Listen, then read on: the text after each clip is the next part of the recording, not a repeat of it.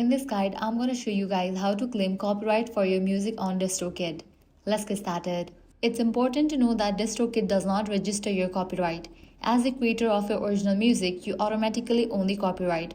DistroKid simply helps distribute your music to platforms like Spotify, Apple Music, and YouTube Music, while also offering tools to help protect and monetize your releases. To get started, sign into your DistroKid account and click Upload Music. During the upload process, enter your songwriter information carefully and use your legal name for the songwriting credits.